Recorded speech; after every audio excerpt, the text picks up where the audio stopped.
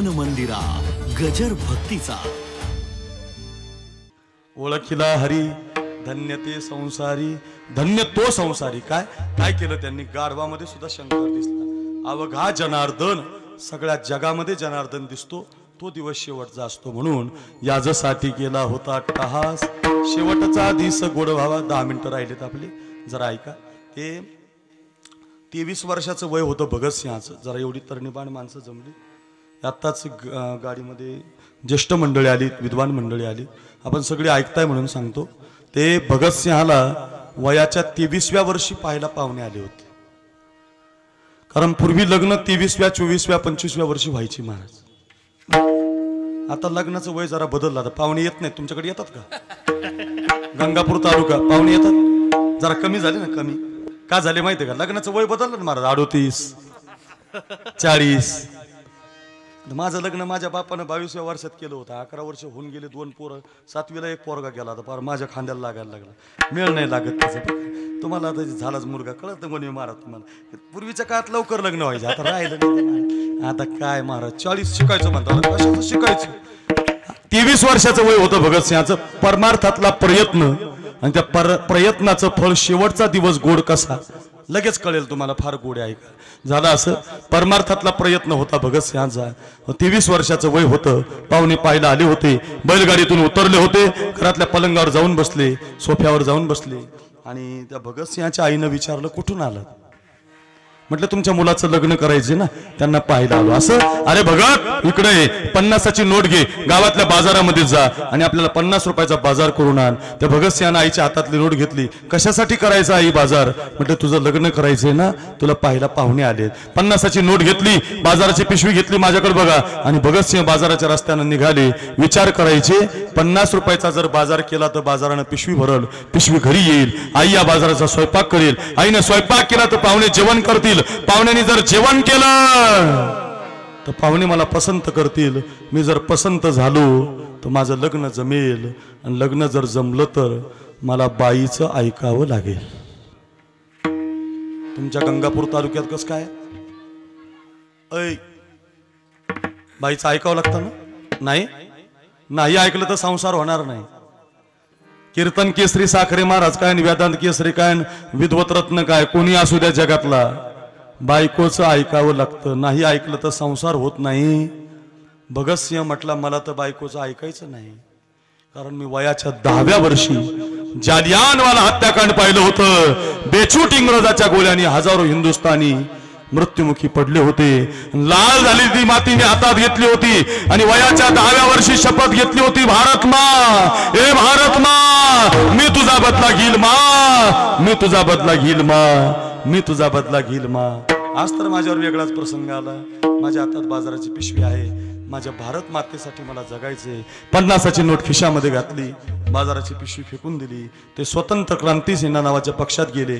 इंग्रज चले जाव, इंग्रज हटाव या मोहिमेत अंतर्गत काम केलं आणि तत्कालीन परिस्थितीमध्ये त्यांच्याकडून संसदवरती बॉम्ब पडला आणि त्या काळातल्या इंग्रज सरकारने त्यांना आताचं जे पाकिस्तान आहे त्या लाहोरच्या कारागृहात जेरबंद केलं। 25 दिवसाने त्यांना फाशीची शिक्षा झाली। जेलमधली चड्डी, जेलमधली बन्याल, जेलमधली टोपी डोक्यावर आली, त्यांची माय भेटायला आली आणि त्यांच्या आईनं कठड्यातला लग्नाचा पोरगा पाहिला। माय हंबरडा फोडून रडायला लागली।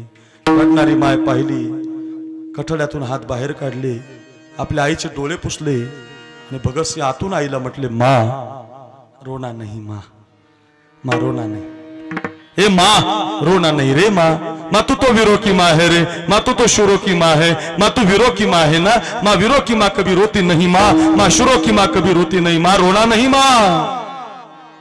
आई म्हणत होती, भगत तू कधी कोणाचा बाप झाला नाही ना, तुला आईचं आणि बापाचं प्रेम कळणार नाही राजा।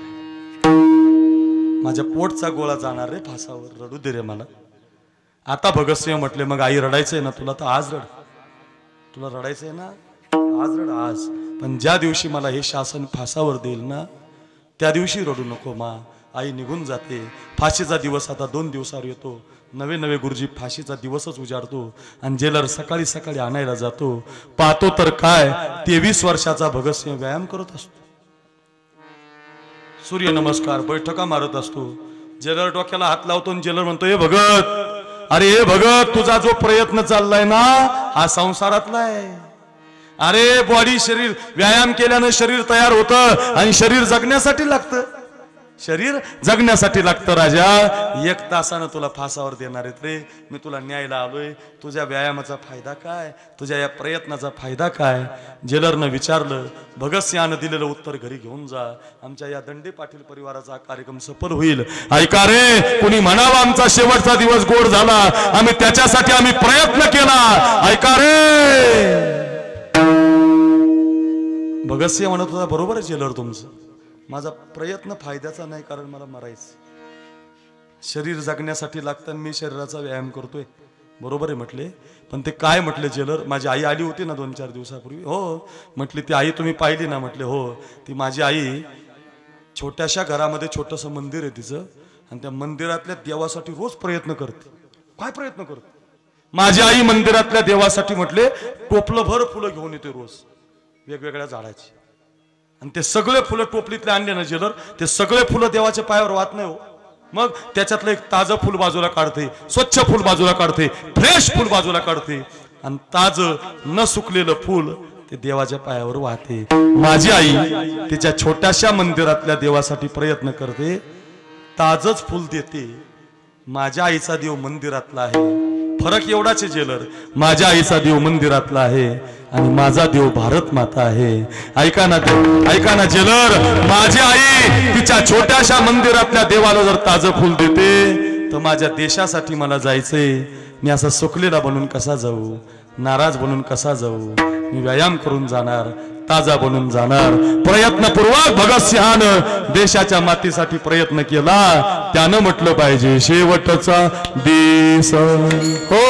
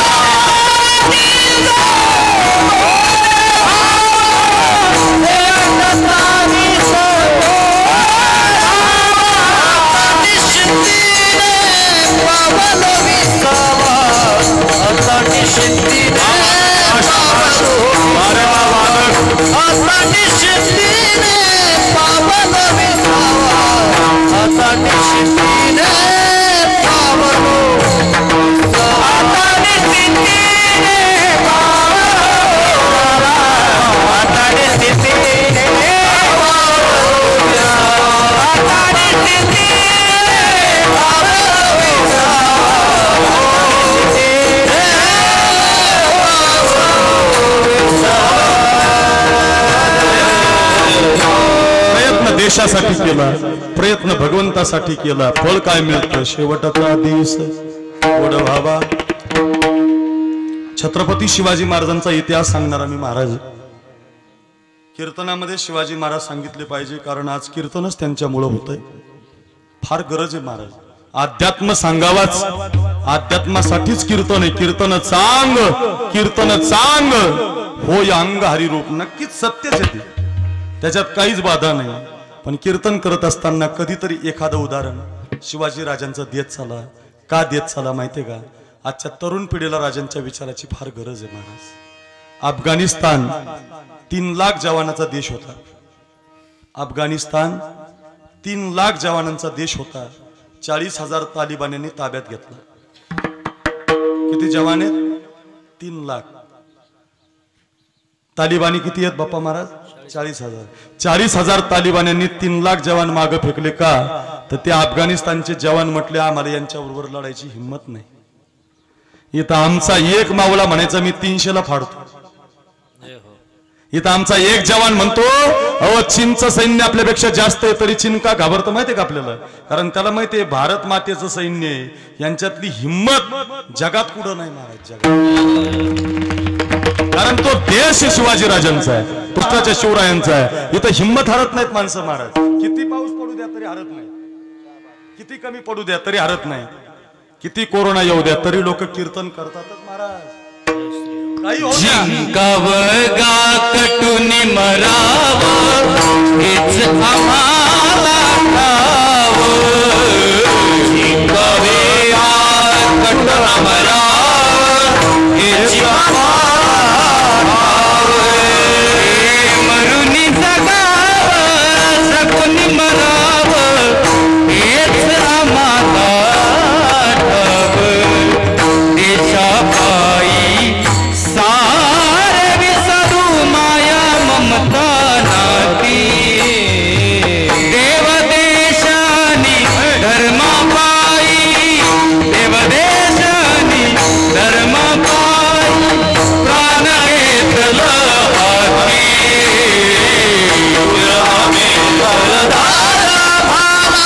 काय गुणाची भीती तुरावे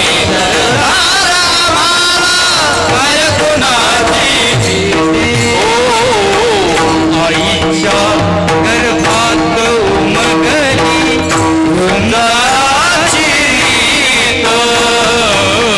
आईच्या गर्भात उमगली वृंदाची रीत.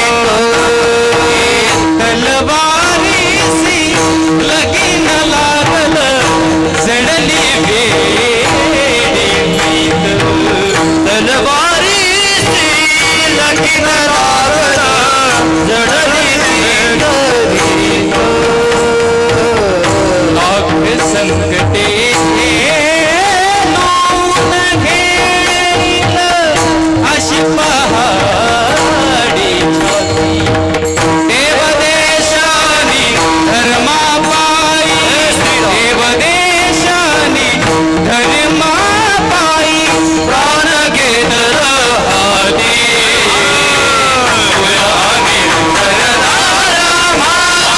काय गुणाची भीती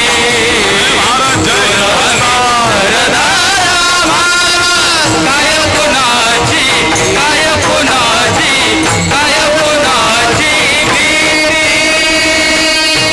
वा वा वा वा वा बनवे महाराज किती गोड गायलो. काय शब्द आहेत महाराज. हे रोज तुमच्या पोरांना ऐकवा जरा. हे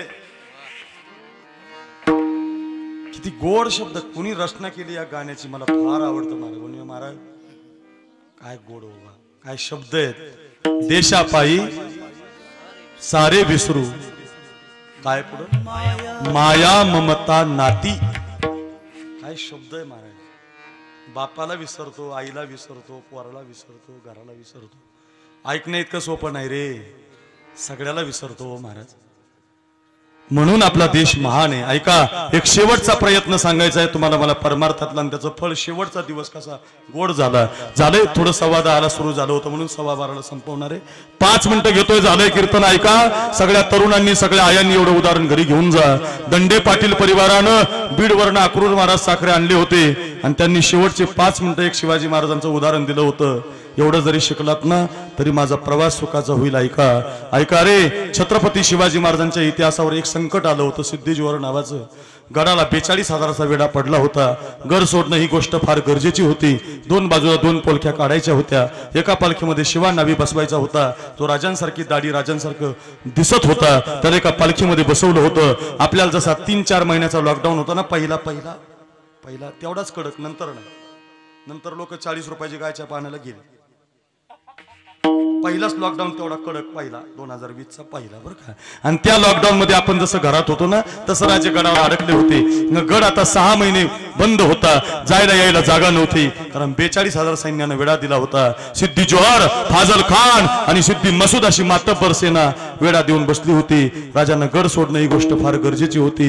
सगळा प्लॅन ठरला. बाजीप्रभू देशपांडेनं राजांना 450 मावळे घेऊन 20 कोस असणाऱ्या विशाळगडावर न्यायचं, त्र्यंबक पंतानं गड सांभाळायचा आणि शिवा नाव्याची पालखी प्रतापरावाने सिद्धीच्या शाम्यात घेऊन जायची. सगळा प्लॅन झाला. 1200 मावळे होते, 42,000 संकट होतं. सुटणं गोष्ट फार गरजेची होती. ऐका रे मायबाप, फार गरजेचं आहे. सुटणं ही गोष्ट फार गरजेची होती. 2 बाजूला 2 पालख्या पळवल्या जात होत्या. महाराष्ट्राची दौलत, महाराष्ट्राचं सरकार धोधो धोधो धोधो पावसात पळवलं जात होतं. आता वेळा 100 पावलावर, आता वेळा 20 पावलावर, आता वेळा 10 पावलावर, आता वेळातच पाऊल घुसलं होतं. गजापूर नावाचं गाव लागलं. त्या गजापूरला एक खिंड लागली. 2 जण जातात, 2 जण येतात, अशी ती खिंड होती. आणि गुप्तचराची बातमी आली, बाजीप्रभू मागून 3,500चं गनिम आलंय आणि आपण 400 आहोत. बाजीप्रभूनं त्या खिंडीमध्ये पालखी थांबवली. गजापूर गाव. राजे पालखीतून पाय उतार झाले. बाजीनं राजांना मुजरा केला. बाजीनं राजांना मुजरा केला. राजा म्हणत होते, बाजी कशासाठी मुजरा? राजा म्हणत होते, कशासाठी मुजरा? बाजी म्हणत होता, राज आपण 450 आहोत. 3,500चा सिद्धी मसूद मागून गुप्तचरानं बातमी आणली. राज तुम्ही 100 मावळे घ्या, पालखी तुमच्या बरोबर घ्या आणि राजा तुम्ही सुटा. विशाळगडाला माणिकराव सुर्वेंचा वेढा पडलाय, सुर्वेंचा पराजय करा आणि राजे गडावरती पोहोचतो व्हा. गडावरून तोफांच्या 5 फैरीचा आवाज द्या राज. तोपर्यंत या खिंडीमध्ये उभा राहतो राज. एक हातात दांडपट्टा घेतो, एक हातात तलवार घेतो. कुणी म्हणावं आम्ही प्रयत्न केला, अरे आमचा प्रयत्न सफल झाला. कुणी म्हणावं आणि आमच्या प्रयत्नाचं फळ शेवटचा दिवस गोड झाला. फार गोड रे. ऐका, एक हातात दांडपट्टा घेतो राज, एक हातात तलवार घेतो राज. जो येईल त्याच्याशी लढतो राज. असू द्या की 3,500 राज. लाख मरावे राज, लाख, पण लाखाचा पोशिंदा जगावा राज. घ्या राजा मुजरा, घ्या राजा मुजरा, घ्या राजा मुजरा. बाजीप्रभू राजांना मुजरा करत होता. बाजीप्रभू राजांना मुजरा करत होता.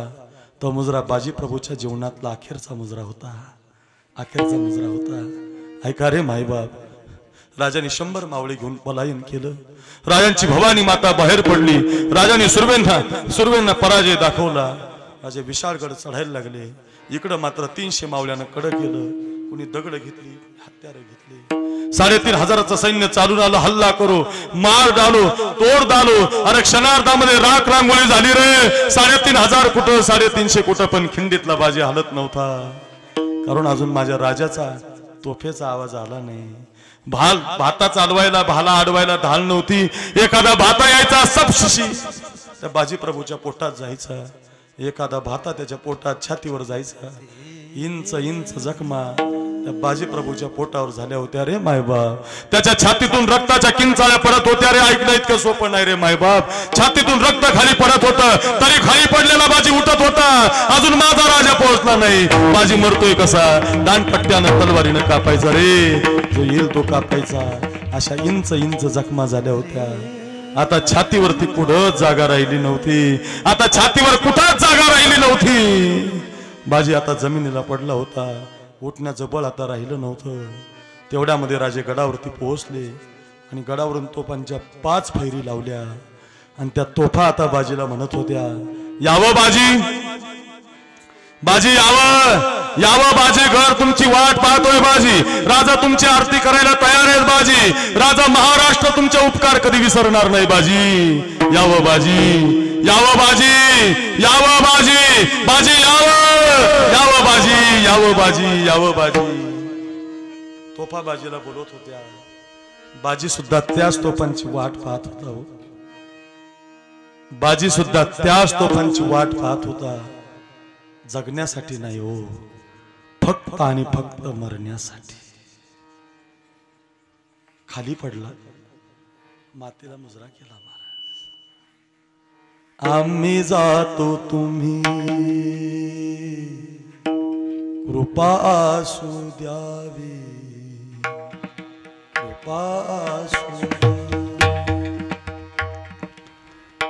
सकळा सांगावे माय बाबा सकळा सकळा सकळा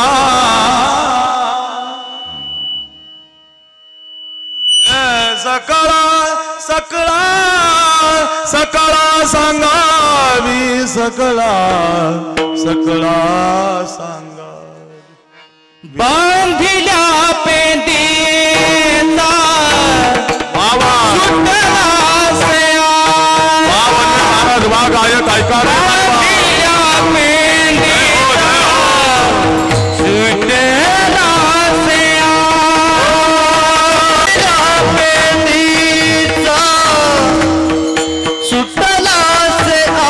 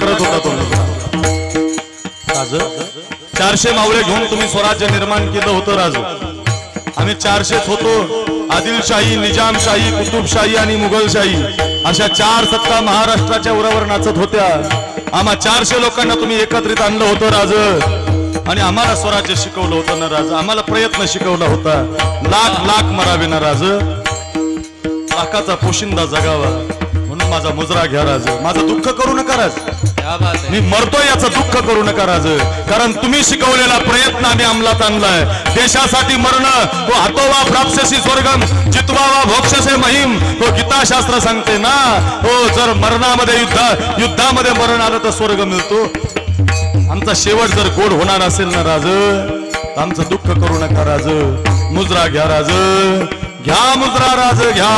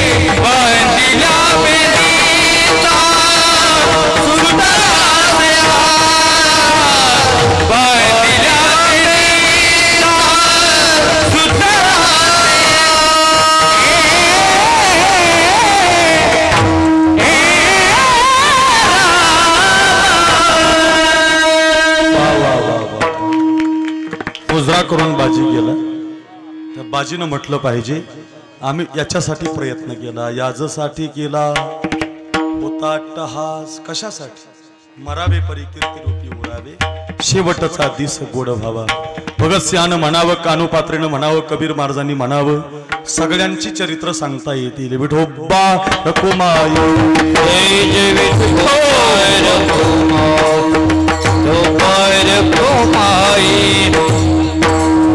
जय जय विठोबाय रखुमाई, रखुमाई रखुमाई,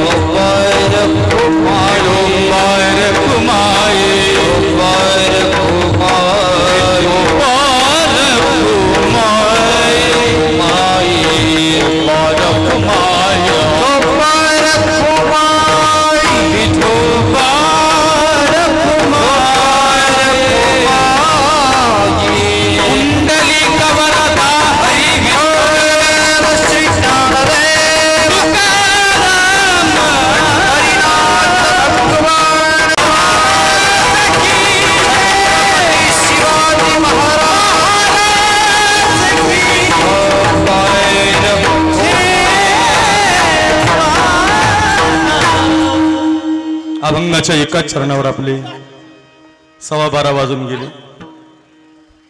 10 मिनिटं जास्त झाले तर यायला थोडासा उशीर झाला, रस्ता खराब असल्यामुळे. पण अगदी काय असतं, भगवान आपल्या हातात. याला जरा थोडा विको कमी कर राजाच, बेस वाढव थोडासा. त्यात पेशा सांगायच्यात मला आधी. हॅलो, हा बरं बघ बाप्पा महाराज, भगवान यांना आपल्याला जन्माला घालताना आपल्या हातामध्ये 2 पिशव्या देत असतो. पिशव्या सगळ्यांच्या हातात दिसत नाही. कर्म आणि अकर्म असं नाव आहे त्याला. त्या पिशव्या भरायच्या असतात आपल्याला, म्हणून आपला जन्म झालाय. तुम्हाला दिसत नाहीत पण त्या पिशव्या चांगल्या भरत जा. काही लोकांनी खूप चांगल्या भरल्यात. आमचे शांती ब्रह्म गुरुवर्य मारुती बाबा कुरेकर आहेत आळंदीला. काय पिशवी भरली महाराज.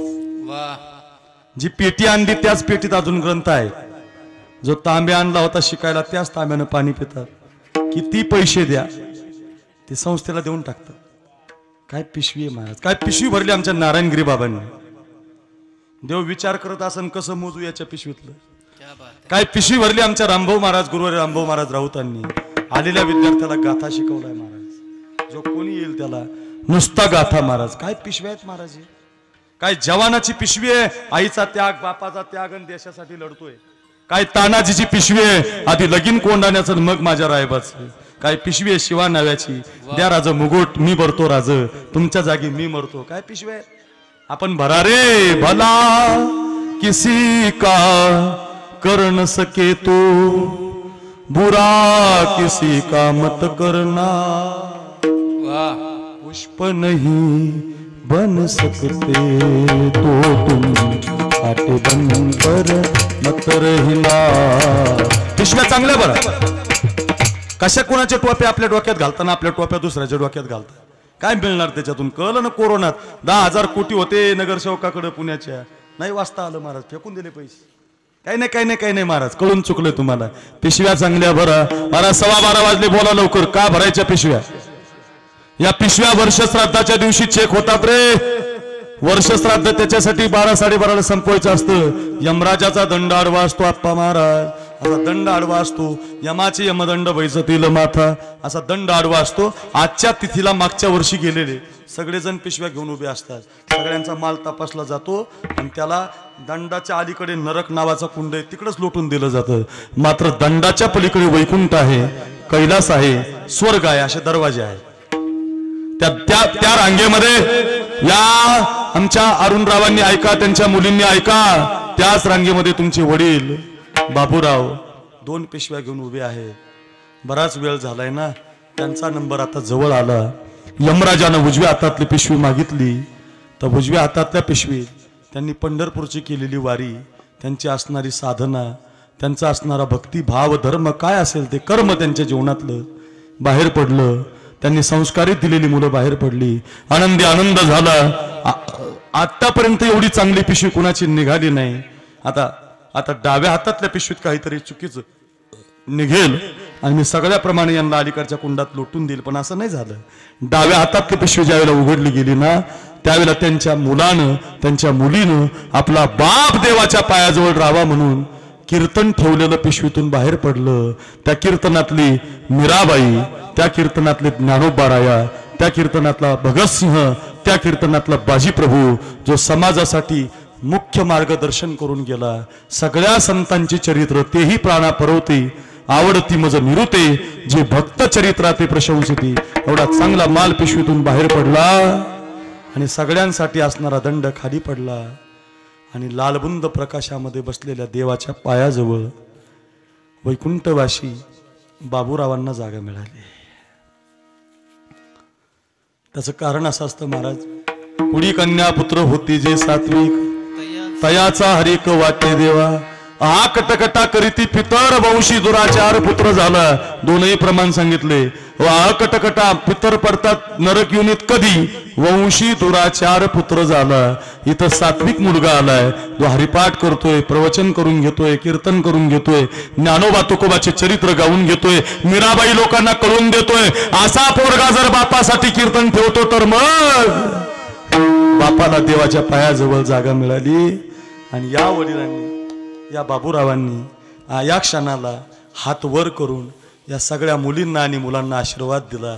घ्या रे मुलींनो माझे आशीर्वाद. कर्म धर्म तुम्हा असावे कल्याण, कर्म धर्म तुम्हा असावे कल्याण, कर्म तुम्हा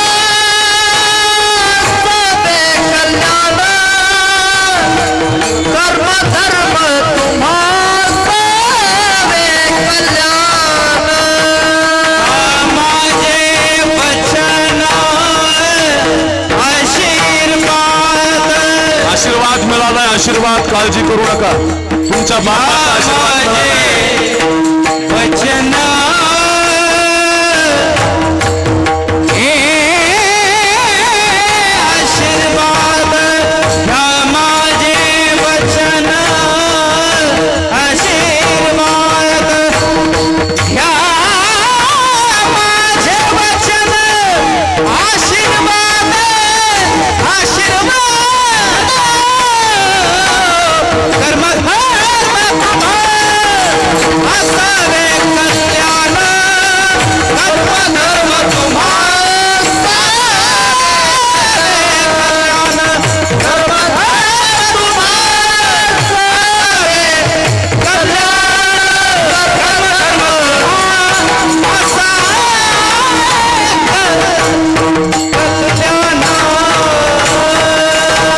ज्ञानेश्वर.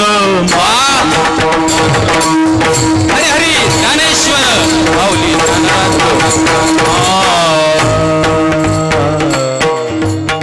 आपण सगळेजण काय बोलून श्रद्धांजली देऊ शकत नाही आता एवढे जण. नाही आरती करून घेतल्यानंतर 2 शब्द बोलतील सगळे. बोलू द्या ना, बोलू द्या. ज्याला बोलायचं ते बोलू द्या, पण सगळेजण बोलू शकत नाही ना. सगळे नाही ना बोलू शकत. म्हणून मी एक नवीन प्लॅन केलाय बरं का वर्ष श्राद्धाला. सगळे काही बोलू शकत नाही, सगळ्यांची श्रद्धांजली बाबूरावांना मिळाली पाहिजे. सगळ्यांनी असे 2 हात वर करा. सगळ्यांनी करा. काय चित्र आहे सुंदर. वा करा करा 2 हात वर. छान आहे, छान आहे. सगळ्यांनी हात वर करा आणि श्री ज्ञानदेव श्री तुकाराम हा शब्द आहे फक्त. काय श्री ज्ञानदेव वनवे महाराज पुढे म्हणतील आणि तुम्ही एका टाळीनं म्हणायचं, हे ज्ञानोबा तुकोबाचं भजन आपल्याला कोरोनाच्या पलीकडे नेणार आहे आणि बाबूरावांना देवाच्या पायाजवळ ठेवणार आहे. बोला श्री ज्ञानदेव श्री तुकाराम, श्री ज्ञानदेव श्री तुकाराम, ज्ञानदेव श्री तुकाराम, श्री ज्ञानदेव श्री तुकाराम, श्री ज्ञानदेव श्री तुकाराम, श्री ज्ञानदेव श्री तुकाराम, ज्ञानदेव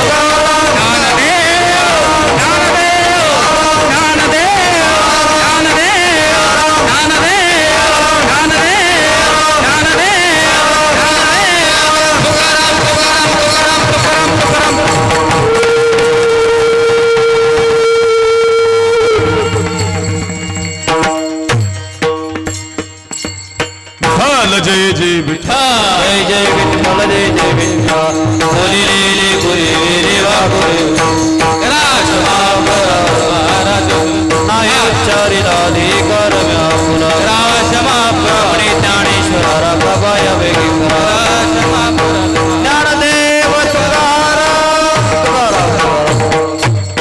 कुंडली कवरदा हरी विठ्ठल काळ आपल्या सगळ्यांनाच त्या वेळी आपल्याला दंडे परिवाराच्या दुःखात सगळ्यांना सहभागी होता आलं नाही, परंतु आज एक वर्षानंतर की होत नाही त्यांच्या वर्षश्राद्धाच्या निमित्तानं प्रथम पुण्यस्मरणाच्या निमित्तानं आपण सर्वजण या ठिकाणी एकत्र जमलोत. खरं तर बाबुराव मामांची ओळख म्हणजे खूप चांगलं विवेचन आताच हरिभक्तपरायण आदरणीय साखरे महाराज यांनी या ठिकाणी केलं. मामांचं एक काम मला खूप चांगलं आठवतं, म्हणजे चांगलं वाटतं की महाराज आजकाल सगळंच ऑनलाईन झालं, म्हणजे ओळख ऑनलाईन, प्रेम प्रकरण ऑनलाईन, लग्न ऑनलाईन आणि नंतर आता ते डिवोर्स पण ऑनलाईन व्हायला लागलेत. तर त्या काळामध्ये शेकडो लोकांचे विवाह बाबुराव मामांच्या हातून जमले असतील. त्यांनी अनेक सोयरिकी त्यांच्या हातून झाल्या, त्यांनी अनेक लोकांना संसाराला लावण्याचं काम केलं आणि हे खूप मोठं पुण्याचं काम त्यांच्या हातून झालं. आणि निश्चितच महाराजांनी जी इच्छा व्यक्त केली की त्यांना निश्चितच वैकुंठवासामध्ये स्वर्गवास त्यांना लाभेल आणि तो निश्चित त्या सगळ्या जोडप्यांचं आशीर्वाद आणि आपल्या सर्वांचं ह्या शुभकामना किंवा आदर त्यांच्याबद्दलचा जो आहे त्या माध्यमातून निश्चित त्यांना तो स्वर्गात त्यांना स्थान मिळालेच असेल असं आपण आशा करू. आज आमच्यासोबत गंगापूरहून आलेले राष्ट्रवादी काँग्रेस पक्षाचे जिल्हा उपाध्यक्ष वाल्मिक भाऊ सिरसाट यांना मी विनंती करतो की त्यांनी 2 शब्द श्रद्धांजली व्हावी.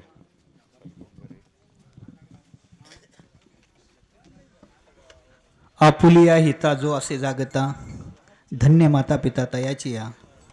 कुळी कन्या पुत्र होती जे सात्विक, तयाचा हरिक वाटे देवा. या जगद्गुरु तुकाराम महाराजांच्या अभंगाप्रमाणे आज या ठिकाणी आमचे मार्गदर्शक गुरुजी बाबूराव पाटील दंडे यांच्या प्रथम वर्ष श्राद्धानिमित्त आज या ठिकाणी हा कार्यक्रम आयोजित केलेला आहे. खरं तर माणसाच्या आयुष्यामध्ये जन्म आणि मृत्यू हा ठरलेलाच असतो, किंबहुना हा एक प्रकारचा प्रवास असतो. मात्र या प्रवासामध्ये आपण किती माणसं जोडली हे आपलं सर्वात महत्त्वाचं भांडवल असतं. जसं महाराजांनी आता सांगितलं की त्या 2 पिशव्या असतात, पुण्य आणि पाप. माणसाने आयुष्यात काय कमवलं हे त्याच्या गेल्याच्या नंतर त्याचा अंत्यविधी असेल, वर्षश्राद्ध असेल, यामध्ये त्याच्या आयुष्याची कमाई असते. जन्ममरण हा प्रत्येकाचा ठरलेला असतो. उपजेत माऊलींनी म्हटलेलं आहे ज्ञानेश्वरीच्या 2ऱ्या अध्यायामध्ये, माऊलींनी म्हटले उपजे ते नासे, नासे ते पुनरुपी दिसे, हे घटिका यंत्र जैसे परिभ्रमेगा. म्हणजे अशा पद्धतीने माणसाचं आयुष्य ठरलेलं असतं, जन्म आणि मृत्यू. परंतु आपण किती चांगलं काम केलंय हे आपल्या मृत्यूच्या नंतर आपल्या अंत्यविधी असेल किंवा इतर कार्यक्रमामध्ये असेल हे दिसून येतं. आणि एक प्रत्येक माणसाला एक व्यसन असतं महाराज. तसं आता आमच्याच भाऊने सांगितलं की प्रत्येक माणसाला एक व्यसन असते. तसं आमच्या गुरुजींना एक व्यसन होतं की माणसं जोडायची. खूप माणसं, आता 2 घराण्याचं जर भाऊनी सांगितलं आता की लग्न जमावायचं किंवा अशा कामामध्ये इंटरेस्ट घेणारे लोक खूप कमी असतात. आणि अशापैकी आमचे महाराज होते, गुरुजी होते. गुरुजींच्या जाण्यामुळे या संपूर्ण दंडे परिवारावर जो दुःखाचा डोंगर कोसळला, या दुःखातून सावरण्याचं शक्ती परमेश्वर यांना देवो. आज